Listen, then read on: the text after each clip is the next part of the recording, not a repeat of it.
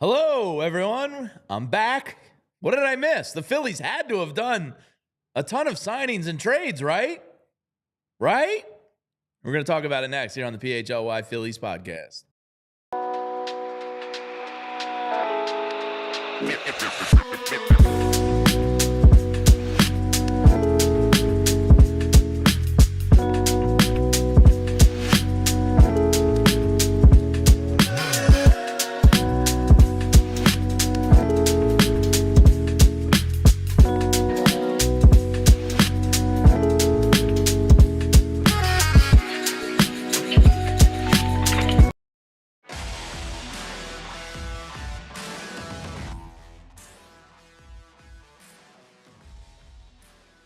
Happy gloomy ass Monday to everybody out there, at least here in the Delaware Valley is, but happy Monday to all out there. Welcome into the PHLY Phillies podcast. Jamie Lynch, Renee Washington, Tyler Zulli in with you.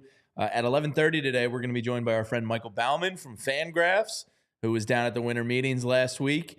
Now, if you're a regular of the show, you know I have been off since last Wednesday. So Renee, you know, I'm following our Discord. I'm following Philly's Twitter occasionally at night on Wi-Fi at the hotel, as I wasn't on cell, which was nice. Good for you. The slew, a bevy of Phillies moves to talk about and recap. What was your favorite? Which signing was your favorite? Which trade was your favorite? My favorite was hearing the updates about like the schedule next year. And promotional giveaways? Promotional giveaways. That's always fun. There was a Christmas tree event that happened out at Christmas Bay Park. trees. Oh, that was fun. That was exciting those. news when that broke. I was thrilled because it's the season. So it's great to see they did the fa la la la around the tree. But also the fact that we were waiting with bated breath for our emergency podcast and even considered calling you up. And, I did. You know, you missed out. I didn't bring my laptop, but I had the phone, and I did. If there was an emergency podcast, I did want to like hop on for 2 or 3 minutes if I was capable of. And so I kept waiting for the text from you and Tyler being like, yeah, here's the big move. We're still waiting. The winter meetings came to an end, but the Phillies are tied to Kyle Tucker or Devin Williams. 84 years. Yeah. We're still waiting, guys. We're still waiting. Everybody in the chat, Spiral Out, Ray. What does that say? Spectral Paranormal. Yeah. There's a lot of paranormal going on these days. Yeah. K-Red, what up to everyone? So I was in a little bit of sicko mode. At night on Wi-Fi, I would hit up Ken Rosenthal and Jeff Passan and try not to spend too much time on the phone, but I was interested to see, because once I saw that Kyle Tucker seemed to be, Thursday night, it started kind of heating up with some rumors out of Chicago that it was becoming close. And then Friday morning, it seemed like it really had gained some traction. I was like, man, because, Dombrowski typically when he makes moves, they're moves that people don't see coming. And typically it's not like, outside of Trey Turner, it's not a telegraphed kind of thing. Mm-hmm. So I was like, all right, can they be lurking in the shadows here for Kyle Tucker? Because with only 1 year remaining, I was like kind of hopeful that the package wouldn't be too devastating to a team to get involved with. Now, Isaac Paredes is probably... I actually think Alec Bohm might be better, but I think he's a guy with a higher potential in Houston than Alec Bohm might have. I kind of was like, oh, man, this is like the Grand Slam type of move. I did not want to give up an Aiden Miller to get him on a rental deal. But when that move went down and I saw it, I kind of went like, that was like, that was the one that I thought was like the sneakiest, like biggest move they could have made. Well, of course, because it was also following them falling short on so many of their names. When you look at the other guys, listen, we can all agree, and we talked about this before the show. We've talked about this every day pretty much. Juan Soto was not realistic for the Phillies. But names like Willie Adames, Tyler O'Neill, Devin Williams, Kyle Tucker. Tucker was really exciting. They were absolutely exciting. They made sense. They were great fits. And you thought they were somewhat affordable. Now, the hard part we kept hearing about Kyle Tucker is that the asking price for what the Astros wanted for a trade was extremely high, especially given the price point of what he was expected to get paid in 2026 in free agency. Oh, big money. So you knew whoever acquired him, it was on a 1-year rental, unless you were willing to spend $350 to $400 million in 2026 to be able to keep him. So once we heard the news on Friday, I know we talked about it, that Jim Bowden was saying on MLB Network radio how the Phillies allegedly offered Alec Bohm and Nick Castellanos, and the Astros declined that offer.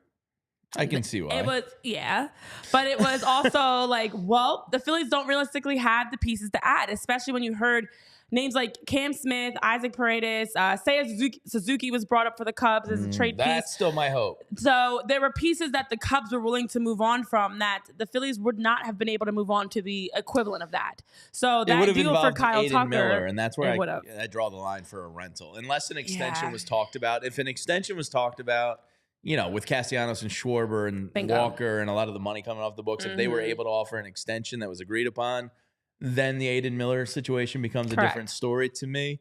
But for a 1-year rental where the guy's going to hit the market, I'm out. And that's what we said. You were going to give up a lot to get Kyle Tucker. So whoever you gave up, it's either major league ready players now and an Alec or Nick, or it's your top prospects in Justin or Aiden. And then on top of that, knowing you're not even going to have him for the future, the Phillies were probably not going to spend $350 to $400 to keep Kyle Tucker in 2026 because of the fact that you have other players, Bryce Harper, Trey Turner alone, who their contracts are going to be, Scott Boras is going to be lurking like, wait a minute, if we're giving out those types of deals, what about my guys? So it just was not a good 1-year rental that made sense for the Phillies. But of course, it just is frustrating because you think about what, as an all-star outfielder, Kyle Tucker could have brought to his team, the great offensive, and even on the defensive side as well. He would have been a great upgrade in the outfield that the Phillies needed. And so I know the frustration people have had of what are the Phillies doing? The C seems what angry. is happening? Are they just going to run it back? Because there's not a lot of options out there. That's the reality. I think to me, it's less about missing out on Kyle and more about there's not a lot of names that are really out there for them. And to hear the amount of, I feel like Anthony Santander is going to get like $150+ million. I think they're out on that type of price range. So they're going to get Suzuki is that's still my hope. Well, right now, the thing is, I hope the Cubs, because fill me in here. You and Tyler probably followed it closer over the weekend and Friday. But Bellinger seems close to maybe the Yankees, but the Yankees want the Cubs to eat some of the money. So it still seems like one of Seiya or Bellinger is gone, and I'm hoping they can swoop in and make it Seiya to here. So apparently, since the Yankees missed out on Kyle Tucker, which is kind of interesting how they were so upset about that and complaining. I do like seeing the Yankees down bad. I know. Brian Cashman was like fussing and complaining and stuff because that's now 2 guys. It was Juan Soto, it was Kyle Tucker that they were willing to spend a lot of money on or trade a lot for and got neither. But the Yankees are now allegedly actively going after Cody Bellinger. And it's expected and rumored that because of the Kyle Tucker deal going through for the Cubs, like the Cubs are now going to move on to making that Cody Bellinger deal happen. Doesn't want to DH. He wants to play the field. And that's the thing. So Seiya Suzuki has said he doesn't want to DH. He wants to go somewhere he could be an outfielder, an everyday guy. But also he has a very small window, as his agent Joel Wolf said, of like, these are the few teams that I would be interested in going to, and I'm pretty sure the Phillies are on that list. Yeah, there were 6 or 7 teams. That is a good spot to be. Yeah, Tyler, Kyle Tucker gets moved to the Cubs. What do you make of this deal? Does it put them over some sort of hump that I'm missing, or is this a desperation move for them? Somewhere in between. Yeah. I don't think it's desperation. I think he's a great player. It's a fan base that was looking to win, and Jed Hoyer had to make an impact move for this team because they have kind of been, underwhelming each of the last couple of years since, they had a crop of 8 top 100 prospects. They were able to make a move and not feel the long-term effects of losing a Cam Smith, as much as the Phillies probably would have if they moved Aiden Miller with one of their 4 top 100 prospects. Kyle Tucker, and I think this was rightfully pointed out in the chat, like Kyle Tucker is the type of player that you would move an Aiden Miller, Cam Smith type of prospect for. He's one of the premier left-handed hitters in baseball. Insane numbers last year in a very small, in a smaller sample size with the shin injury. The years prior, his numbers are incredible. Don't remind me of the shin injury that ruined my fantasy season. 0. 0 days, up in the corner. 0 days. I'm not the only one. But I think that this is a move that the Cubs were willing to make because of their pretty rich prospect pool. Yeah. And I think they're willing to test if they can get an extension done with Kyle Tucker or not. Now, Renee and I talked about it on Friday. I don't think it makes any sense for Kyle Tucker right now to sign an extension. No. Not to say he's going to get Juan Soto money, but Juan Soto kind of laid the formula. Money, though. They're speculating. I think he'll beat Bryce Harper money even if he signs a contract tomorrow. It's just how $350 is how what contracts, I read over the weekend, how contracts change. But I think that the Cubs were in a more prime position to make this deal in terms of the return which they were able to move. Now, they give up Isaac Paredes, who you guys know I like a lot, but is a decent or a decent third baseman. He's good. I would say he's good with plus upside potential in Houston because of the Crawford boxes in left and his propensity to pull his home runs down the left field line. He's an okay defender. He's just a little bit below league average defensive metrics. He's an okay defender. The OBP doesn't stand out to you. The average was down a little bit this year. The power was down a little bit this year. Hayden Wisniewski is a good, not great arm, and they gave up one of their top prospects. Comparable to like a Gene Cabrera, right? Well, he has major league experience. True. Wisniewski did. And then they gave up one of their top prospects in Cam Smith. They're able to hold on to Matt Shaw, which is something I think most Cubs fans wanted to do. Yes. I think the Cubs were in a more prime position to make this move in terms of the return in which they gave up, but it's not an overwhelming return because of the 1 year left on the deal. I guess it just seems like it's not enough for the Cubs. Unless it's the start of something more. Well, the thing is, and I know we talked about this on Friday, it does open up third base for Shaw, who they're expecting is going to be an everyday third baseman. It also gives them that big, another big at bat, a good outfielder for them, because that is an area they wanted to upgrade. I mean, it's someone like Suzuki, for example, who's a DH now. They needed to be able to bring in someone that was going to give offensive production in the outfield. And obviously they're a team that, and we talked about it, fallen short of the playoffs, under like 85 wins and less over the last few years. So Kyle Tucker does actually make sense to them for what he allows them to open up, because they have had a crowded infield alone. They're pitching still. And they're for sure. There's still more they have to do. But even for the Astros, I think this deal for both teams makes sense. The Astros would not have made a deal with the Yankees, because why are you going to trade to an AL team and give Kyle Tucker, and now knowing you're going to have to face him and potentially be facing him in the playoffs. And then also on top of that, it was for the Astros, you get a chance to move him before you lose him for nothing. Me and Tyler and you do get some young talent back. When the Astros get somebody, my immediate reaction is they're going to get the best out of them. Oh, I know. And Isaac Paredes just feels like a guy that is going to go there and like kill it. And if you look at he's a very confusing player, because if you look at his MLB Savant page, it's not like overwhelmingly great by any means, but he's a really good ball player. So it just feels like the Astros are going to turn this guy into like his top potential. And I think that's honestly what they're and I could be wrong, but that's what it just feels like when the Astros get somebody. Honestly, that's what they're capable of. Yeah. And they know it. Maybe they cheat. Like, I think, hey, maybe, I don't know. But I mean, if you're trading away a 274 hitter that led the league in RBIs in 2023, and then even with the injury to his shin last year, still had improvements in numbers and significantly less games, you're expecting that whoever you're bringing back is going to be able to help fill a lot of those voids of what you're, to be able to be a major league ready player and to be able to be a player you can count on for the future.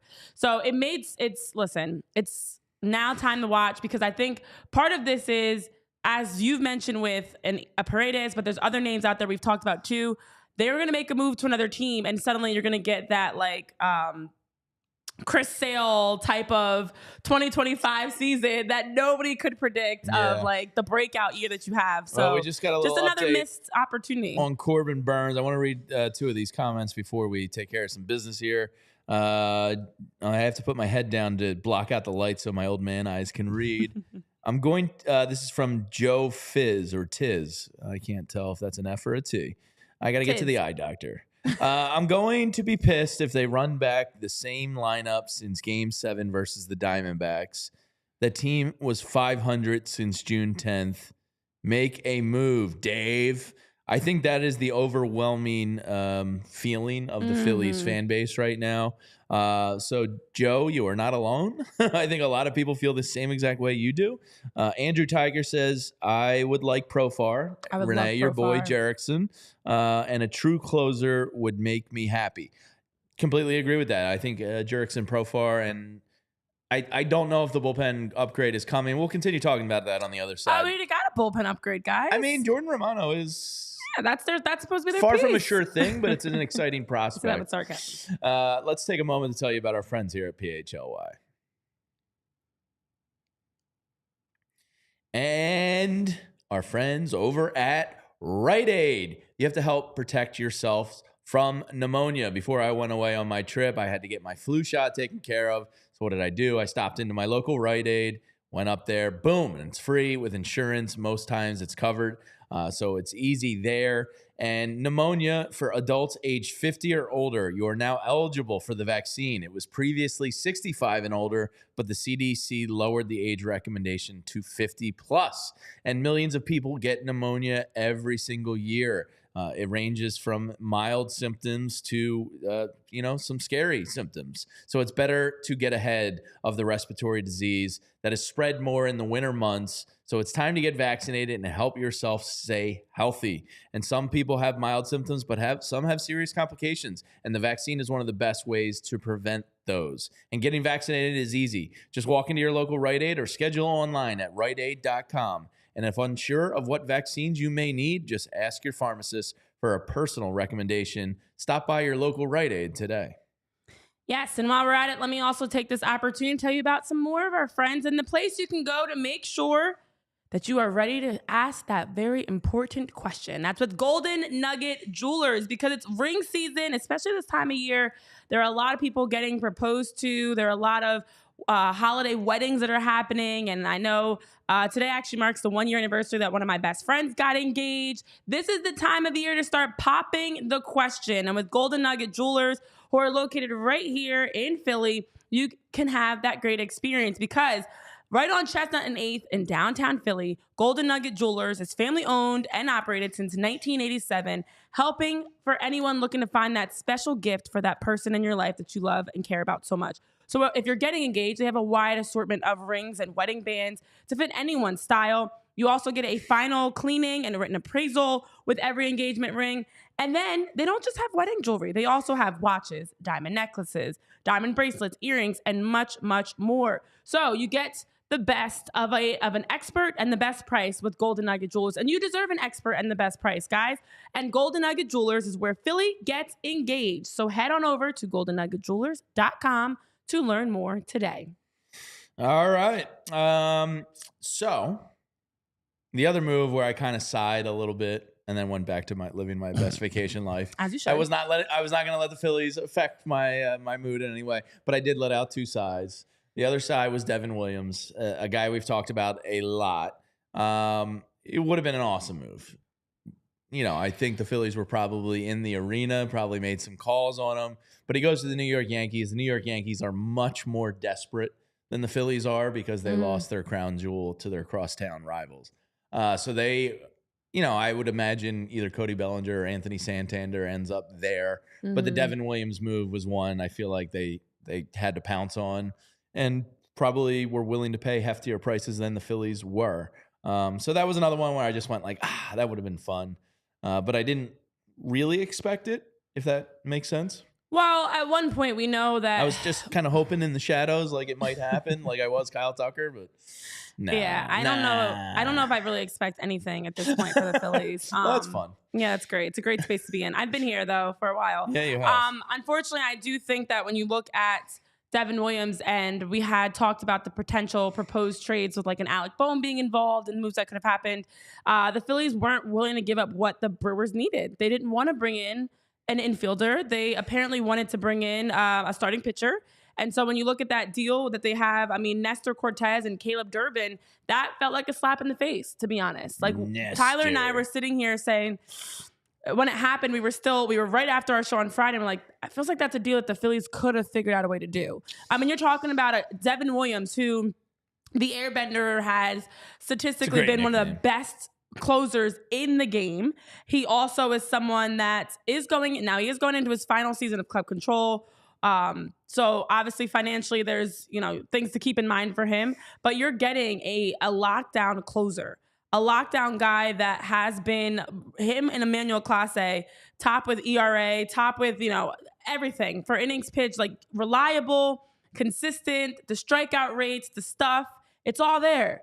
And he would have been a great piece. You're talking about upgrading your bullpen. You bring in a Devin Williams outside of that bad pitch he threw to Pete Alonso in the playoffs.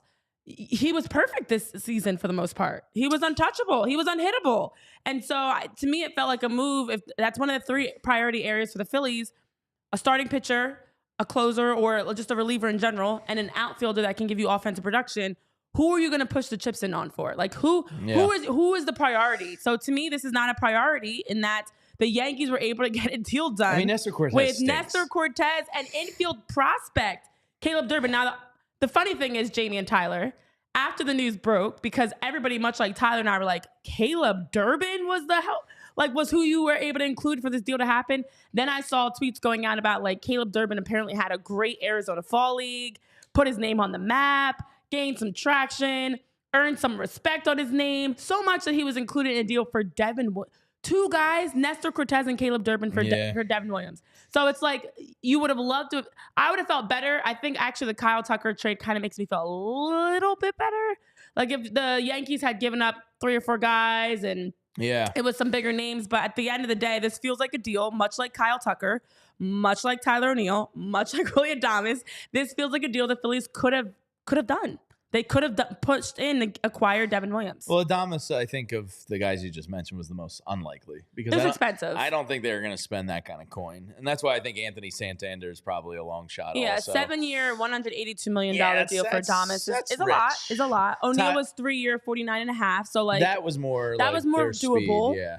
Tyler, your thoughts on Devin Williams and the Yankees? I know you love. Yeah, Devin I mean, Williams. I am not a Nestor Cortez fan. He like, stinks. Listen, he's 30 years old. Listen, I will never. It's like a throw-in. I will never discredit guys who get outs when their stuff is not premier stuff. Nestor Cortez doesn't have premier stuff to me. He's got a good fastball. He's crafty. He's willing to challenge you. He does the crazy, start and stop kind of Johnny Cueto-esque stuff towards the end of Cueto's career. Mm-hmm. He's not Cueto. Cueto was much better. I'm not trying to compare the two. Just like the weird motion and like the try to throw guys off their timing thing. He's an okay pitcher. There's not a lot of upside to me to Nestor Cortez. I also think the Yankees were ready to move on because this is the final year of his arbitration before he becomes an unrestricted free agent. I don't think the Yankees were going to pay him the money that he's going to get just based on how starting pitching markets have developed in the last couple of years. Like guys like Nestor Cortez get paid way more than their talent level allows them to get paid.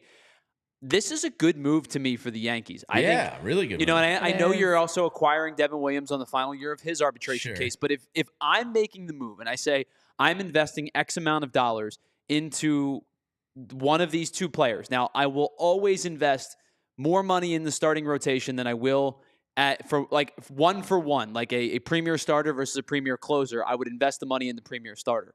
You did not give up a premier starter. You gave up an okay starter for a premier closer. He's like a 4? To me, he's kind of a 3, maybe I think on he's a probably a desperate team. 3.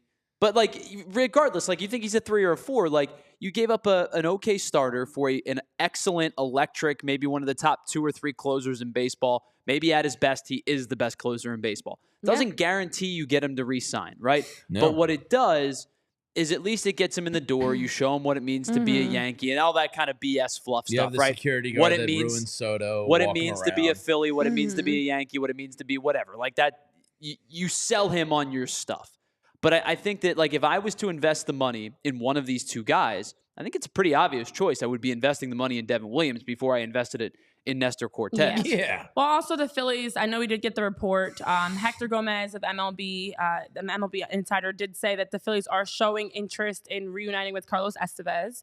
So Estevez has been linked to also the Red Sox, and the Yankees are interested in him as well, allegedly. So it does see I think the Red Sox. I know. They're in on everyone. But I do think maybe this is a reminder that the Phillies are, even though we don't think they're going to be bring back Hoffman and Estevez, the plan is to lock in one of them. And they are expecting that it's leaning more towards a reunion with Carlos Estevez. That's what, as of late, it's been reported. Because Hoffman's getting the starter offers. Exactly. The starter offers are probably something that they're not going to be able to spend to match. So Carlos Estevez is someone that they probably can financially afford and you're going to get a good fit for. I think if you run back Estevez, Romano, Strom, and Orion with the wild card of Alvarado as potentially a 5th strong pillar of the bullpen, I think I'd be pretty happy with the bullpen. Well, the bullpen also had a chance. I'd actually be very happy, I think. The bullpen also had a chance I'm more hopeful to... on Romano than a lot, I think. So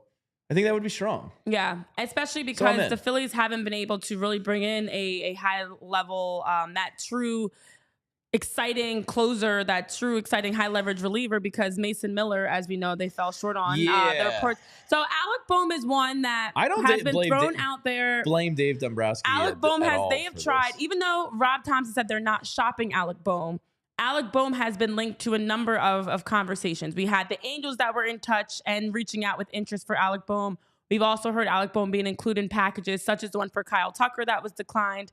We don't know what is real and what's not real, but he's been linked to multiple moves. Mason Miller for the crazy thing is, it's a good move. All these moves for Alec Bohm, and people have not been interested. Even with the Mariners, we've talked about him as a potential piece to move for the Mariners, to see if you can, Luis Castillo, different names. So now to hear that even the A's, who are now the West Sacramento A's, they also were not interested. They were interested in Alec Bohm, but then once the request was for Mason Miller to come back and return, that's when, as Ken Rosenthal said, the A's declined it, moved on. So it was Garrett Crochet, it was Mason Miller, it was Kyle Tucker. How many names right now have the Phillies fallen short of? Because the only piece they really have to move is like an Alec Bohm, and teams aren't interested. Well, here's the thing. In just a deal. I mean, they don't need either a third baseman, or they just don't want to deal with the risk of Alec Bohm. I think the way they're handling Bohm is correct. You're not in any situation where you have to trade him or you have to move on from him. He's a very good, productive player at a position that has become lackluster. Like it used to be a great position. Now it's like, if you have a good third baseman, you're sitting pretty, and they don't have to move him. So I think asking for, Mason Miller for him or involving him in a Tucker deal is the right move to value him that high. Other teams are telling you that they don't value him that high, which to me is fine. I don't want to give Alec Bohm away just for the sake of giving him away, because what are you going to replace him with? Exactly. Like I do not want to see Edmundo Sosa as a full-time player. We don't need a platoon of Sosa. Nolan Arenado, West interests me very little. I don't want to give Alex Bregman that big boy crazy contract of $200+ million. Like there's just not an obvious. Now, if you were to get creative and bring in an Isaac Paredes and move Bohm and that type of deal, but that ship has sailed, I could see that. But I'm not in a rush just to kick him to the curb for the sake of change. You know what I mean? Yeah. So I think value him high while shopping him is the right way to handle this. And at the end of the day, for Rob Thompson, he also tried to cover he took some of the responsibility off of him. The Phillies are not shopping Alec Bohm, yet we've heard his name being thrown in for a number of potential moves not only this offseason, but the Mason Miller deal, that was prior to the trade deadline. Hilarious ass. That's not even something that happened the last couple of weeks. That is something that was happening, in season that they were talking about. So to hear that Alec Bohm has been included in some potential moves, and the him A's, and Ranger were your chips. The A's, the Brewers, the Mariners, the Astros, these teams that they've tried to use him as a trade chip for, they didn't want. They're limited on who they have as trade options. But the reality is, what I learned from all of this is it's a reminder. The Phillies are limited in realistic trades they can do. They're limited in who they can move. And so if anybody is expecting a Kyle Tucker type trade to happen, unless there's that once in a lifetime opportunity you cannot pass up on, where they're going to move on from an Aiden Miller and or Justin Crawford and Alec Bohm or whoever else, it's not going to happen. They're going to make those smaller around the edges, a Romano signing, those smaller moves, because they don't have the financial and with the roster construction, but also the trade pieces. They're limited. All right. Michael Baumann from FanGraphs is going to join us here momentarily. Let's take care of some business before we get to him. And that's our friends over at Ace Hardware Home Services. At Ace Hardware Home Services, whatever you need, they get ready for the next job. We remember what to bring, so you don't have to worry about it. And Ace Hardware Home Services brings experience with local plumbers and techs that handle everything from repairs to seasonal maintenance to installations and upgrades. They bring understanding, years of experience. They listen to your goals, and the job isn't completed until you're satisfied. And we bring helpful home. so you can spend more time on the projects that really matter. So visit Ace Hardware Home Services online at acehardwarehomeservices.com to get started on your next project. And also this holiday season, while you're looking for great ways to give gifts, the gifts that keep on giving, the gifts that are going to help in a big way, how about tapping into TrueMark Financial Credit Union's Greenlight account? Because as a parent, you have a chance to give your kids, your teens, the gift of financial responsibility, learning real world money skills, learning how to earn, save, even being able to have a debit card through the Greenlight account that they can now make purchases themselves. They even get an allowance with the Greenlight account. So the Greenlight app that you can set up for your kids gives them that coaching, gives them that teaching of how to manage their spending, how to manage their finances. And it allows you to also be able to have a chance to essentially give them the support and the guidance through that, so they get the independence and the confidence they're learning through it. They get the peace of mind of the convenience, but then you also get to know you can help them and talk them through it. So to teach financial responsibility with a free Greenlight account, that's right, it's free if you are a member of TrueMark Financial Credit Union. So that's even makes it that much simpler for you.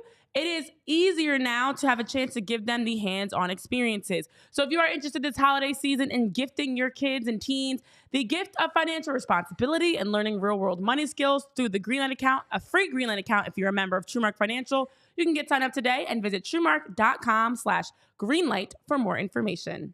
All right, let's welcome in the friend of the program. Does a great job over at FanGraphs and has a newsletter himself. Michael Baumann just returned from Dallas at the winter meetings. Michael, good to see you, buddy. Good to be back. Thanks for having me. It's either on our end or your end. Oh, there we go. What's up, Michael? How are you? Hello. How was your week in Texas? It ate a lot of good food. Nice. A lot of beef, what was the star? Usually not usually part of my diet. So it's been an adjustment coming back home. So Michael, you can follow on Twitter at Michael Baumann, and probably Blue Sky, I would imagine as well. But Michael, what was your big takeaway from the winter meetings? Was there a general kind of vibe of the league you picked up on? And then we'll dive more into Philly specific stuff. Yeah, I think the news that dominated the week happened right when we got there on Sunday night, which was the Juan Soto signing. It's one thing to hear leaks presumably coming from the Boris camp that he might get $500-600 million, and seeing that number go up into the 700s, it just completely changes the paradigm for what players of that caliber are worth. And I wrote about this in the context of Kyle Tucker over the weekend, but we're going to see a lot of this sort of AA minus free agents be making a lot more in the next few years than they were in the past 5 years, just because of Soto resetting the market. And I think that was overdue. We were still really working within, to some extent, the A-Rod paradigm for what the best player in baseball is worth. And Ohtani had a chance to reset that market and didn't, and Soto came through. And I think that, from the Phillies perspective, every time I see like the Yankees contract with Max Fried or the Snell contract with the Dodgers, or, it just makes the Phillies look smart for having locked up Wheeler and Nola and some of those free agent pitchers when they did. And, you look at the Bryce Harper contract, and I was talking to some of the other guys and gals at the site, and, I was saying, Bryce Harper looks like one of the biggest bargains in baseball right now, if that's what that player is worth in free agency just 5-6 years later. And they're like, well, he's not as good as Soto. I'm like, no, but he's half as good as Soto, I think, is with room to spare, and he's getting paid half as much. So just seeing that paradigm reset was maybe not shocking, but I think it's a big adjustment even for people who work within the game. Sure. Yeah, and I like that you're coming in bringing some slight chances and opportunities for optimism for Phillies fans, because after seeing last week from Juan Soto all the way through Max Fried, Garrett Crochet, Kyle Tucker, all the names that we've seen moved and roster acquisitions and moves that have been made, Phillies fans are feeling as though, what are the Phillies doing? And as you mentioned, they already did a lot of that work proactively, locking in Zach Wheeler, locking in Aaron Nola. But the reality is, even with Bryce Harper's contract now looking like a bargain and a steal, as well as Trey Turner's and others, the Phillies need to do something. And there are names that are constantly being thrown out that make sense for them, but there's nothing we've seen happening. What did you take away from the winter meetings in terms of the Phillies' plans? Because we heard more specifically about Alec Bohm. We've heard even things come out about JT Realmuto and his, game management and load management, but nothing specifically about new players, new acquisitions, or even linked to players that would make sense for the Phillies. Anything that you took away from Dallas that gives you an idea of what the Phillies are actively going to look to pursue, and if it's going to be those smaller around the edges moves, or if we're going to get something that might be a bit more quote unquote exciting for the Phillies. Yeah, it's so I think they're being patient because I think they're open to changing the team. Maybe moving somebody like a Realmuto or Alec Bohm, I think counts as more than just tinkering around the edges, but there are limited options in what they can do, and particularly because they're going to want to make a player for player trade, particularly for Bohm. And, I've talked to people from other teams that would stand to improve quite a bit. The Royals, for instance, are Sure. a team that I think would be a great fit for Bohm. But who do they trade back? The teams that would be interested in Bohm don't really have a player who could fill a role for the Phillies somewhere else. And so, and then in prospects, they've been picking at the end of the draft. They haven't, I think they've made some pretty decent picks. Aiden Miller looks like one of the steals of that draft right now. They haven't been perfect. I think they've made some mistakes, but the prospect pool is not that great. And they've got two guys who I think are absolute studs in Painter and Miller. Mm-hmm. And the rest, I think everybody else is expendable. And it's just a matter of they only really have the juice to go make one big trade. And especially if that means parting with Miller. I think Painter, there probably is a player out there who they would trade Painter for, but I doubt he's going to come on the market. So, particularly if you're talking about moving Miller, you've got one shot. And they tried to take it with Crochet and the White Sox this past summer, and the White Sox didn't bite. I think, I probably like the package that the White Sox got from the Red Sox a little bit better than the one the Phillies offered. So they're looking at, and Tucker is a guy who I think could have really transformed this team. But do you trade a top 50 prospect for a rental, even one of the better rentals in the league? And Tucker is going to be very, very expensive to re-sign. So sure. I don't necessarily blame them for not taking these swings, and it's just a matter of finding a fit. And there were Realmuto rumors, in terms of load management. I think it would probably be better to get him off his feet. You could see he's in the decline phase of his career, which is what I think everybody expected when he signed that 5-year contract. He's a catcher in his 30s.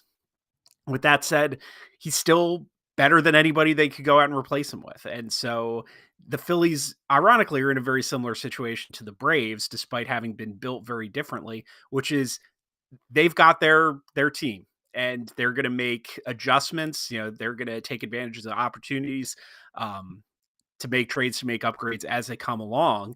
But this is the army you're going to war with for the most part. And I think that, I understand some of the impatience and I understand the frustration, particularly the way that the season ended last year. I do think it's time for some kind of shakeup, but the window is not closing. They've got these guys. These guys are all really good players. They're locked in long term. They've got some talented younger players, and Chris Sanchez, Bryson Stott, and then eventually you roll guys like Miller and Painter into the lineup, and those guys fill.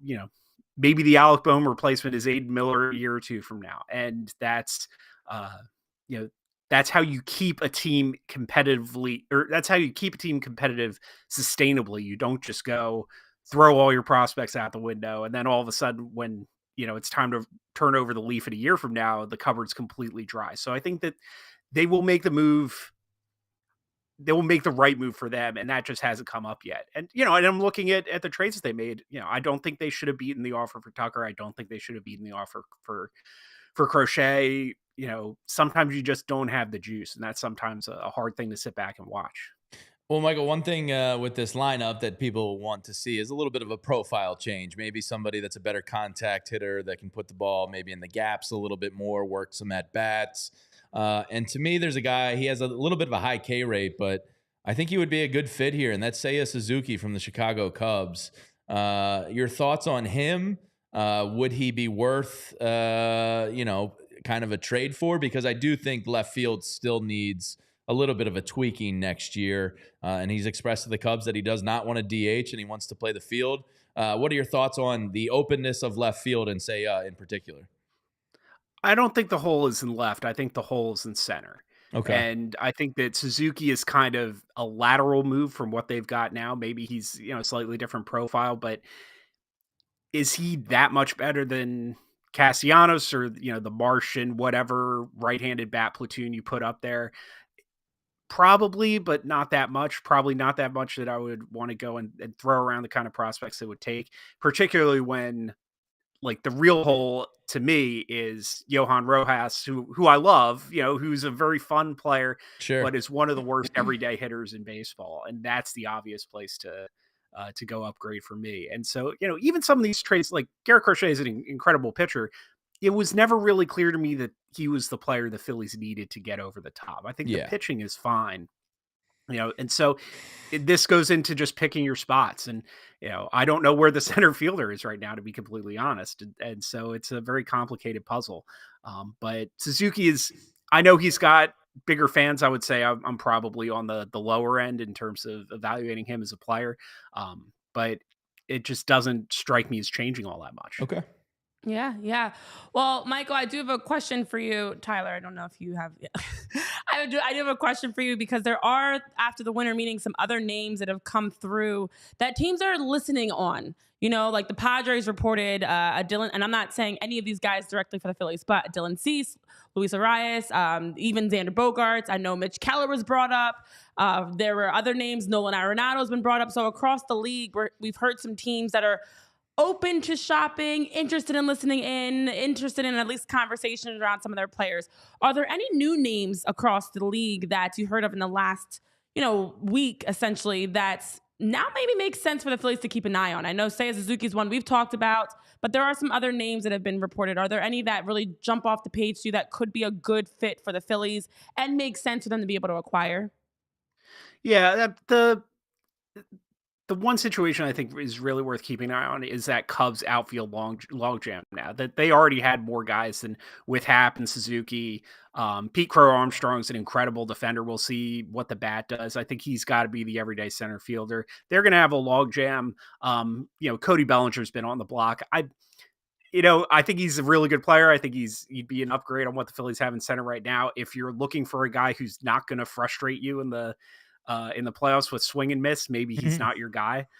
So, from that perspective, maybe he's not a guy the Phillies want to go get. But they've got depth, and it's interesting they went out and got Tucker, who's a big upgrade. But now they could upgrade themselves elsewhere by trading some of their outfield depth. That's a situation I would monitor, maybe to try to get into a 3-team trade if maybe that's how Bohm shakes loose. So that's something I'll be looking at.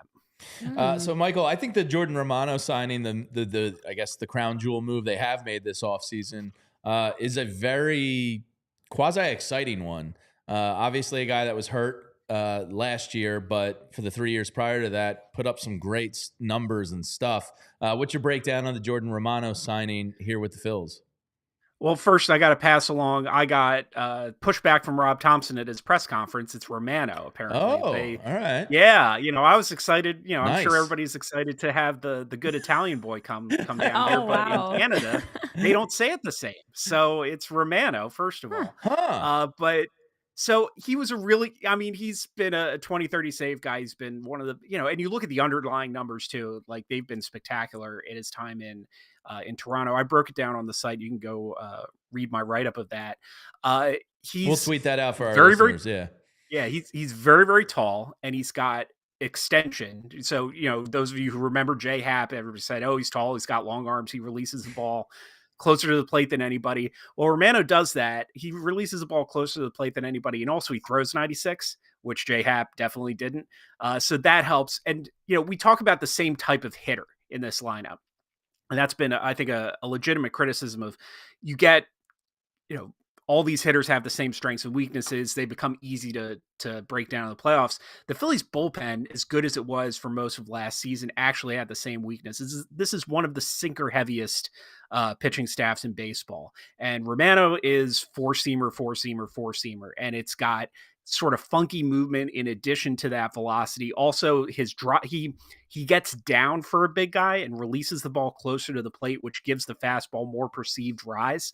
And it's just he's another hard throwing righty, of which the Phillies have had several and will have several next season, whether they bring back somebody like Jeff Hoffman or not. But he's a different look, and I think that's meaningful for a team that had its bullpen go completely in the toilet last October. So if he's healthy, I expect him to be very, very good. And if you look at what he's getting versus what somebody like Aroldis Chapman got, that $7 million I think it was $7.75 with incentives. Up to 8.5. Or no, it's eight and a half with incentives. That could end up looking like a real bargain. So I think he's a good pitcher if he's healthy, and I have no reason to believe he's not. Well, I hope that is the case, because I definitely feel like he could be someone that's a steal if you can get him back to that 2021, 2023 level of pitching that we saw from Romano. But I know, as something that you're saying, and something that's been consistent of the Phillies, is just trying to find those players that you're taking a risk on a little bit. You're hoping they can be healthy. You're hoping they can get back to previous form, or you can get something out of them, which seems to be the Phillies' MO. Was there anything else you took away outside of pronunciations and some possible updates to the Phillies? That's got me shook. I thought it was always Romano's grill. I thought it was a shock. I thought I heard say Romano too on the broadcast. But is there anything else that you took away that the Phillies are looking to do or talking about that maybe surprised you in a little bit of a way of what their focus is in terms of this offseason? Yeah, the interesting thing, I think the question is what happens with Jeff Hoffman. We've talked about, he's another guy. I've got an eye on the chat here, and there's a lot of like, I'm just sick of this bum. I don't want to look at him anymore. Maybe not directed specifically to Hoffman. There are many people who the populace seems to be sick of. But he was one of the best relief pitchers in baseball over the past couple seasons. I think that he's an example of what the Phillies are able to do well, which is identify bounce back candidates like Romano. With him specifically, I sort of saw him as like a Craig Kimbrell who's not going to completely lose the strike zone. Maybe is that like nominal closer at the back end of guys like Strom and Alvarado, who you could bring in leverage situations. And that's not what Thompson said. He said he's going to go straight into that mix. There's not going to be any guarantee of save opportunities. So that's interesting. But I don't think the bullpen is completely done. If they don't bring Hoffman back, it's got to be somebody else. And, we'll see how that market plays out. Pitching is just incredibly expensive right now. And so I think that, if you're looking at upgrading at third base or upgrading center field or even upgrading in the rotation, because, Ranger Suarez is going to be a free agent after this season, I think the bullpen is probably where you try to find bargains, just because you can churn a little bit easier. You can have guys on de facto major league tryouts, which is, how they found Alvarado, which is how they found Hoffman. I think that they're pretty good at building guys up, and in that specific situation, as opposed to offense, where they have not been as successful. Austin Hayes was an unmitigated disaster. I think Whit Merrifield looked like a bad deal at the time and turned out to be even worse. And so maybe you go out and spend a little bit more for a proven commodity as that platoon partner, or it's a center fielder, and try to do what you can in the bullpen, just developing internally. Yeah. Michael, a lot of the talk from Dombrowski and both Rob Thompson this year is about the in-house adjustments of guys they do have, because this is an incredibly talented roster still, and they have a lot of kind of playoff equity under the belt. Who are you most hopeful for? I think the two that kind of were the biggest disappointments in a way last year were Bryson Stott and Trey Turner, in terms of not meeting their full potential. Maybe JT a little bit, but there was an injury thrown in there, so tough to evaluate. Bohm was great, and then an injury fell off. Who are you most optimistic about kind of turning that around? And do you think that Dombrowski-Thompson talk has to do with a lineup change also?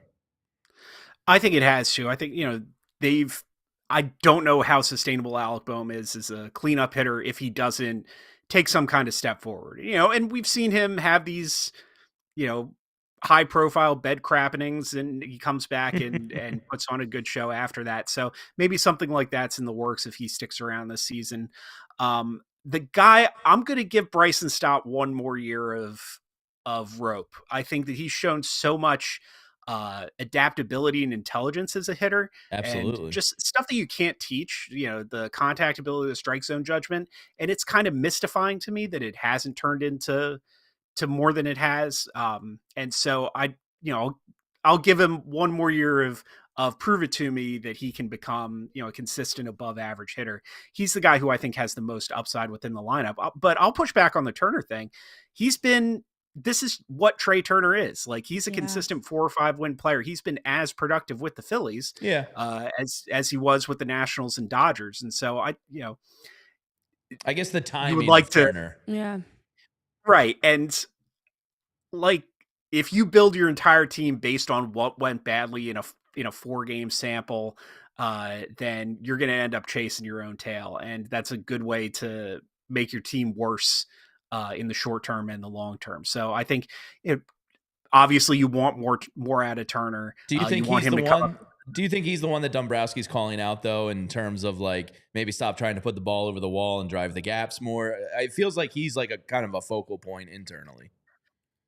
He could probably stand to do. Honestly, like, I could stand for him to be aggressive is not the right word, but try to make stuff happen more. And he's another guy who's getting a little bit older, who's dealt with injuries a little bit.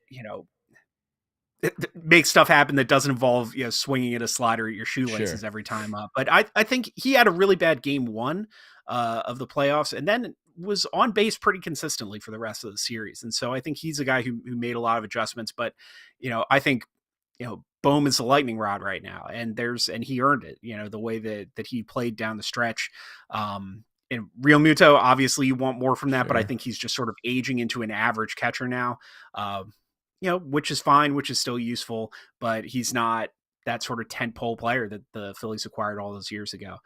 So Bohm, Turner, Stott, really that whole infield, to some degree or another, all of those guys can. Yeah, and as you mentioned with Stott, we did hear from Dave Dombrowski. He told our buddy Jim Salisbury at the winter meetings that Bryson Stott was dealing with an elbow injury, some elbow soreness that impacted his his hard hit rate, his exit velocity, just in general, his overall play. So very interesting, as you talk about, Michael, it kind of makes sense. Bryson Stott is one you're keeping an eye on, because I know we talked about if he was dealing with an elbow soreness that impacted his game, how much was that? How long was that? Seems how like much was that everybody to was the nicked case? up Yeah, was that last all year. year? Because his numbers were pretty up and down, pretty low consistently, I should say. So Bryce, there are some Realmuto, guys that Bohm, need Stott, that you're kind of locked in on okay, how much do you realistically have left in the tank to take that next step? So agreed with you on that. Michael, last one for you as we get out of here. What's your best guess on how Andrew Painter is handled next year? Do they delay his spring training and bring him in after the All-Star break as a starter? Do they work him in that David Price type of role? What's your best guess? Because I'm really excited to see how they handle this. That's a good question. Yeah, you should be excited. I was talking to Eric Longenhagen, our prospect guy, before Painter went down a couple years ago. I was down there for spring training, and he was like, we were talking about him versus Yuri Perez from the Marlins, and Eric was saying, like, I've seen Painter before. It's Justin Verlander. And so that's, there's a reason that everybody's so high on this guy. And so I think they probably bring him along slowly. Spring training probably as normal. You want these guys ramped up in a pretty normal pace. So, as soon as he's comfortable, throwing, they'll bring him along slowly, probably in the minors for a few weeks, maybe till end of May, maybe June. And they'll probably go a little bit shorter in terms of pitches per start, maybe have him skip a couple starts just to keep that workload down.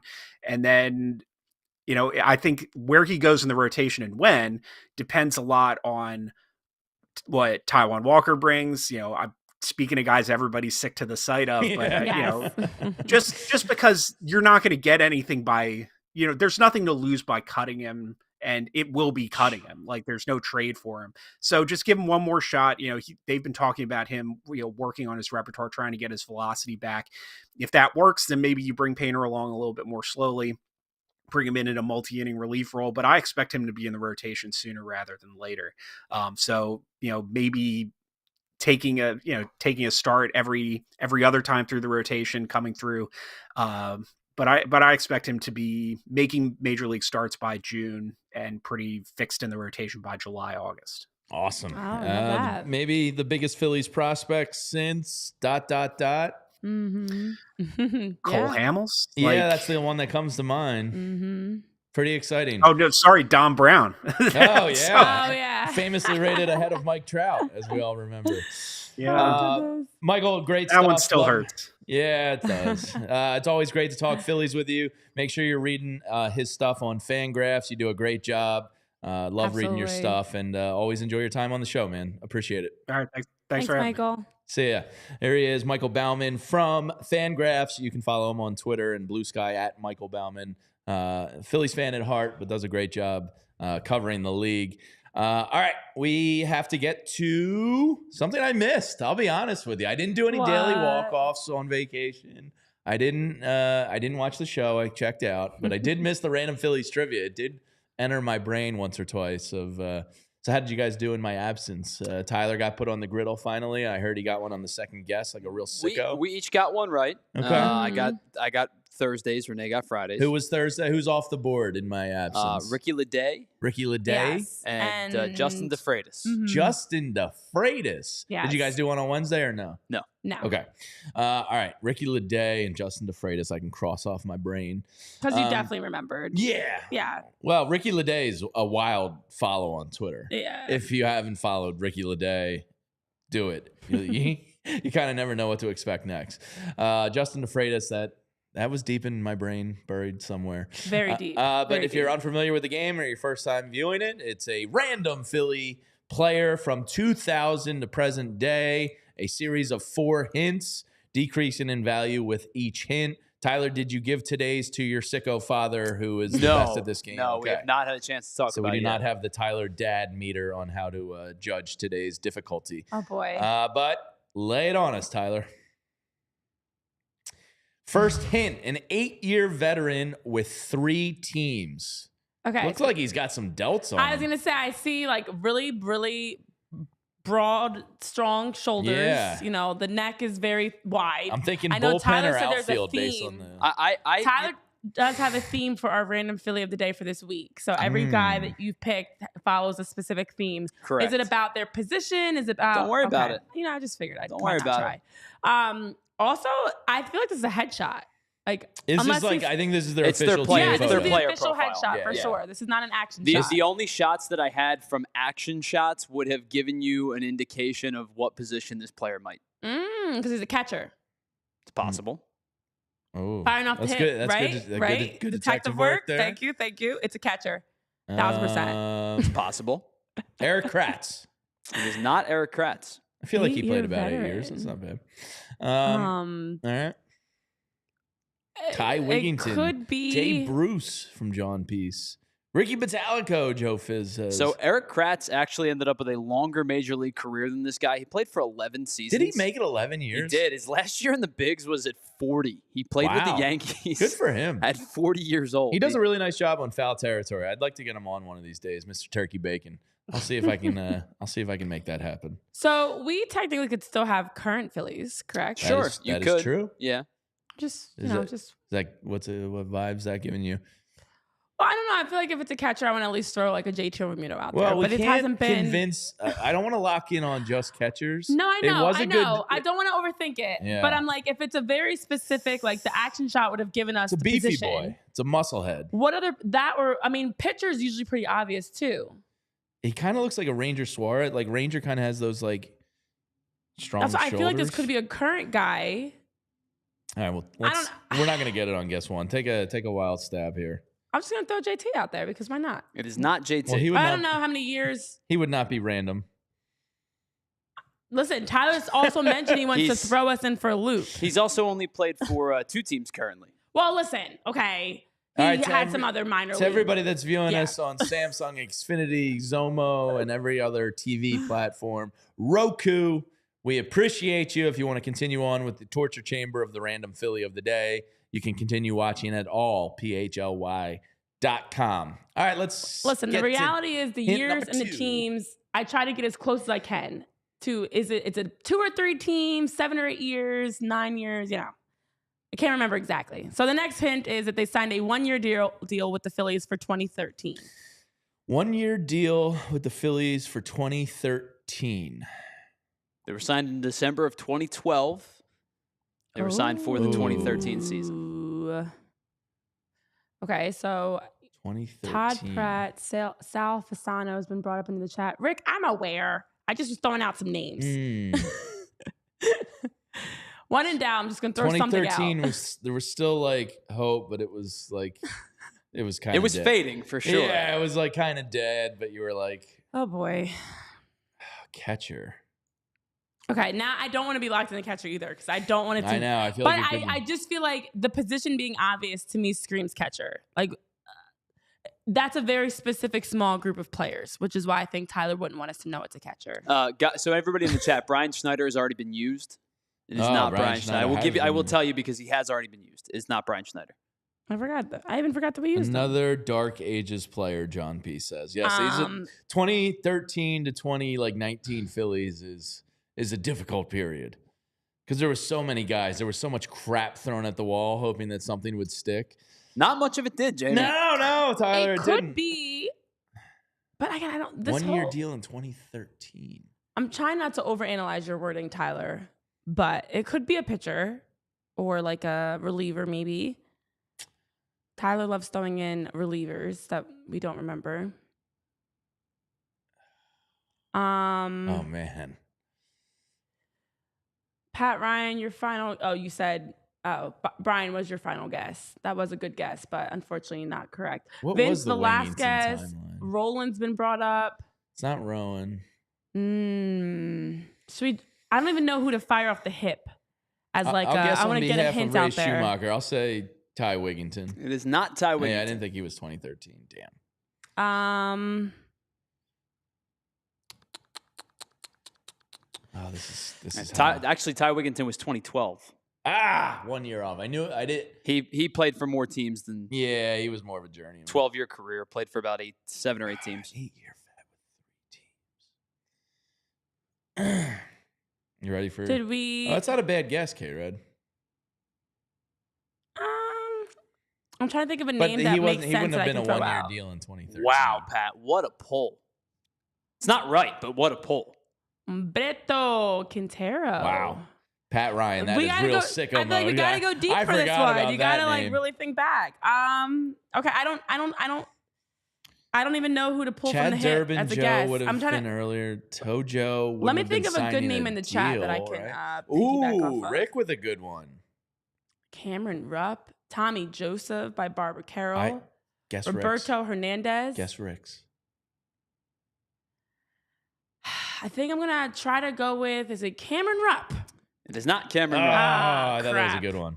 Good guess. Because he was a meathead. Cody Ashley. Okay. Hint number 3. Started versus San Francisco day after Bonds broke the home run record. Wow, Tyler. Oh, boy. Annoying.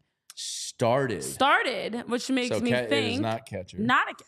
Unless clearly. Unless he the Phillies were like waving the white flag. Correct. I was gonna say it actually could be a catcher. So maybe we're talking about backup catcher now. Give you a hint because I'm glad somebody brought this up. Brian Schneider was the catcher of record the day that Barry Bonds broke the home run record. Oh, wow. This is the backup catcher.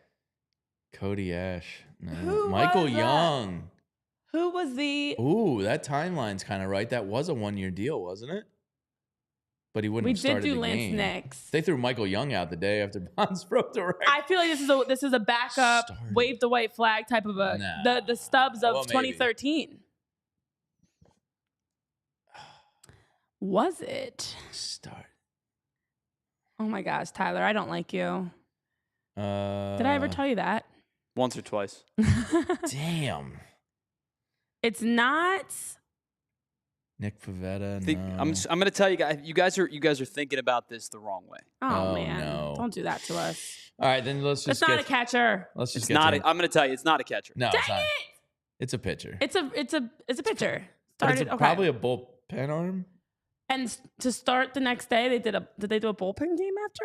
Maybe, I don't know. Phillies suck I don't in San remember Francisco. this. They might have tried to salvage an arm. All right, give us hint number 4. This is torture. All right, you skipping it? Yeah, I don't even know what to guess now. By the way, the Giants. I felt like we were getting onto something. The Giants did not play the Phillies the day Barry Bonds broke the home run record. So, it was against a different team. Oh, right. Okay, well. Fourth hint, ejected in MLB debut for hitting Utley and Howard. Ray said, I freaking love this game. I love that, Ray. Love that you love this game. The Giants, the day that Barry Bonds broke the home run record, the Giants played the Washington Nationals. So he was on the Nationals? I believe John Roush was the pitcher who gave up the I believe you're right. home run to Bonds. Sick. Oh, man. So was he on the Phillies, just happened to play in the Phillies game the day after, or was he on the Nationals playing against? He was with the Nationals. Oh, so that was one of his 2. So he played for the Nationals and the Phillies and a third team. Ray is saying Eric Bruntlett, John Lannon. We got a couple of John Lannon. Lannon's not a bad one. I believe that was a 1-year deal. Ooh. Who was that? What other team did he play for?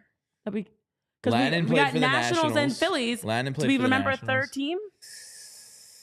Because I don't remember. That's not a bad guess. Why don't you take... Oh, okay. I'm going to go John Lannon. We got a few That's of a them. good guess. Yeah. I think that's a good guess. John Lannon pitched for the Phillies and the Nationals. He also spent 1 year with the New York Mets. Wow. Good He is, job. in fact, John Lannon. Good job, chat. That's... Jim Moss. We got Moss. Chris Q, Pat Ryan. Good By stuff. the way, speaking of that, prayers out to Randy. Oh, my Randy gosh, I Moss. know. Terrible. Oh, my goodness. John Lannon. That's a good okay. guess, chat. That's a good job by you. Woo! Man. Wow. John wow. Lannon. I cannot. You know what name randomly popped into mind? And I think I'm going to butcher it. Ethan Martin? Yes. I think he pitched with the Dodgers prior to, or Yeah, was traded. He was part of one of the big deals. I was going to like not the big deals, but like the end of the era deals. Yeah, I was going to guess wrong. Man. Did not get that. I guess too many daiquiris last week. My brain, nope, nothing. Well, I got 2 correct last week, so I'm probably high. good for like another I'm week glad or 2. everybody enjoys the game in the chat, though. It's fun playing along with you guys. So thanks to everybody that hangs out with us and does random Philly of the day. A lot of fun, cooked up by the sick, twisted brain of Tyler Zulli, and appreciate his hard work on that. Yes, all right, that's going to do it for us difficult. today. Same time, same place. We'll be back tomorrow. And then on Friday, it's actually a little bit of a special edition as we're going to be back doing a holiday show at the Reading Terminal Market. So we're going to be later in the day, but every day this week, Monday through Thursday, same time, same place, 11 a.m. right here on the PHLY Phillies podcast. For Tyler Zulli, Renee Washington, I'm Jamie Lynch. Have a great rest of the Monday, everyone. Thanks for hanging out with us. We'll see you soon. We all silly like the mayor.